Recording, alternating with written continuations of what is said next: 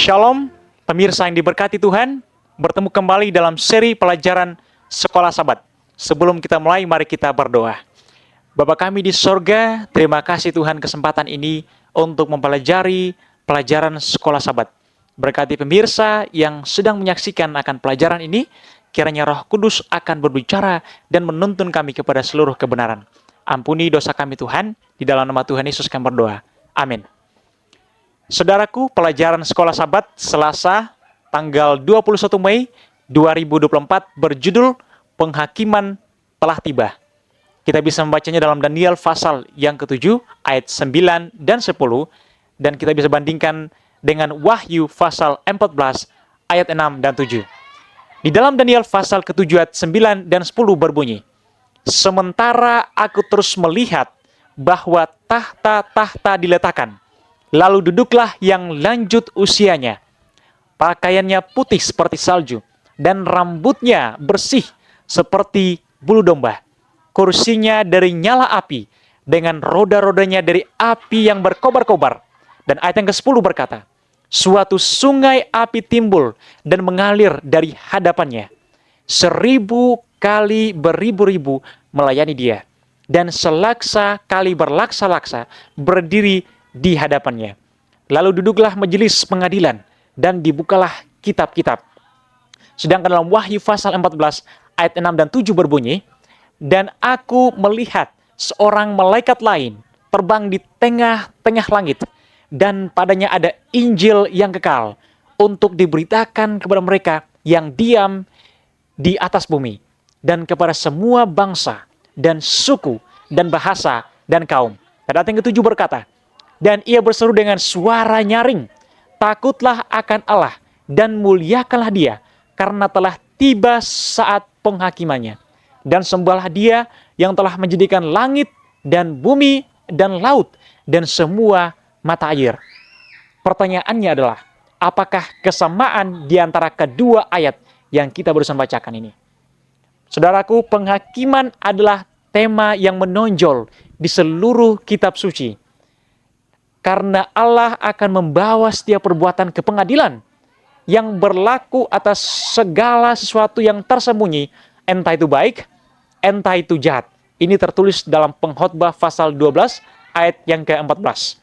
Yesus mengarahkan para pendengarnya kepada masa penghakiman di masa depan, ketika setiap kata-kata yang sia-sia diucapkan oleh orang harus dipertanggungjawabkannya pada hari penghakiman. Tertulis dalam Matius pasal 12 ayat yang ke-36. Saudaraku, Rasul Paulus menambahkan demikian, bahwa Allah akan menerangi juga apa yang tersembunyi di dalam kegelapan, dan Ia akan memperlihatkan apa yang direncanakan di dalam hati. Ini tertulis di dalam 1 Korintus 4 ayat yang ke-5. Utusan malaikat berkata kepada Yohanes, telah tiba saat penghakimannya. Tertulis dalam Wahyu pasal 14 ayat yang ke-7. Dan kita baca dalam Wahyu pasal 22 ayat 10 sampai 12. Dalam ayat 10 berkata, "Lalu ia berkata kepadaku, jangan memutraikan perkataan-perkataan nubuat dari kitab ini, sebab waktunya sudah dekat." Dan ayat yang ke-11, "Barang siapa yang berbuat jahat, biarlah ia terus berbuat jahat. Dan barang siapa yang cemar, biarlah ia terus cemar. Dan barang siapa yang benar, biarlah ia terus berbuat kebenaran. Dan barang siapa yang kudus, biarlah ia terus menguduskan dirinya." Dan ayat yang ke-12 berbunyi, "Sesungguhnya aku datang segera, dan aku membawa upahku untuk membalaskan kepada setiap orang menurut perbuatannya." Saudaraku, ketika Yesus datang kembali, bagaimanakah nasib seluruh umat manusia? Dan selanjutnya, pernyataan yang jelas apakah yang disampaikan kepada Yohanes? Saudaraku, karena Kristus datang untuk memberikan upah terakhirnya, maka harus ada penghakiman sebelumnya untuk menunjukkan siapa yang akan menerima upah seperti apa ketika ia datang. Ketika Kristus datang kembali, tidak ada yang namanya kesempatan kedua. Setiap manusia telah memiliki informasi yang sangat cukup untuk membuat keputusan akhirnya yang tidak dapat dibatalkan untuk mendukung atau melawan Kristus.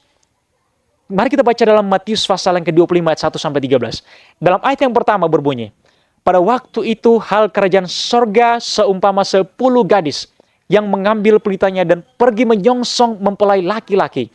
Ayat yang kedua, 5 di antaranya bodoh dan 5 lagi adalah bijaksana. Ayat yang ketiga, gadis-gadis yang bodoh itu membawa pelitanya, tetapi tidak membawa minyak.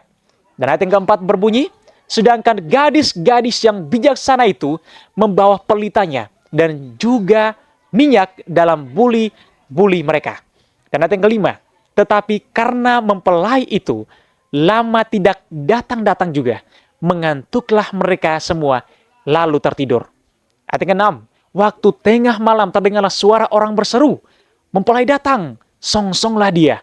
Gadis-gadis itu pun membangun semuanya, lalu membereskan pelita mereka. Gadis-gadis yang bodoh berkata kepada gadis-gadis yang bijaksana, berikanlah kami sedikit dari minyakmu itu, sebab pelita kami hampir padam. Tetapi ayat 9 berbunyi, tetapi jawab gadis-gadis yang bijaksana itu, tidak, nanti tidak cukup untuk kami dan untuk kamu. Lebih baik kamu pergi kepada penjual minyak dan beli di situ. Ayat yang ke-10 berbunyi, akan tetapi waktu mereka sedang pergi untuk membelinya, datanglah mempelai itu dan mereka yang telah siap sedia masuk bersama-sama dengan dia ke ruang perjamuan kawin, lalu pintu ditutup. Ayat yang ke-11, kemudian datang juga gadis-gadis yang lain itu dan berkata, Tuan, Tuan, bukakanlah kami pintu. Ayat yang ke-12, tetapi ia menjawab, aku berkata kepadamu, sesungguhnya aku tidak mengenal kamu.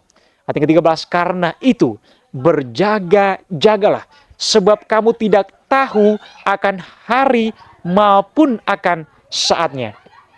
Pertanyaannya adalah, mengapa Yesus berhubungan dengan dua kelompok orang percaya yang berbeda ini dengan cara yang berbeda?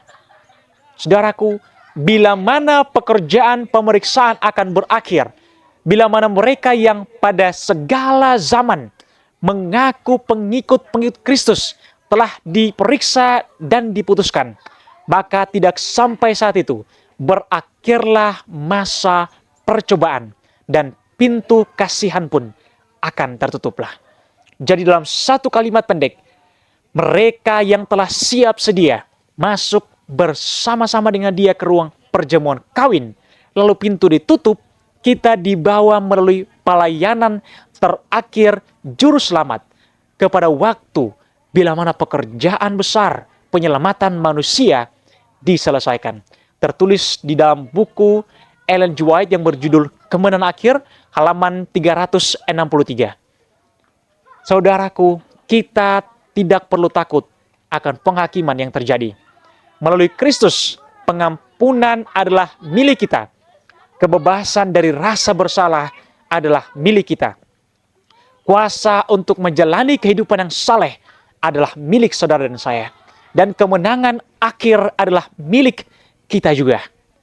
Tuhan memberkati. Kita berdoa. Terima kasih Tuhan pelajaran sekolah Sabat ini. Berikan sebuah jaminan yang pasti kepada kami bahwa Yesus adalah pengantara kami yang hidup, yang sedang bekerja demi kebaikan kami.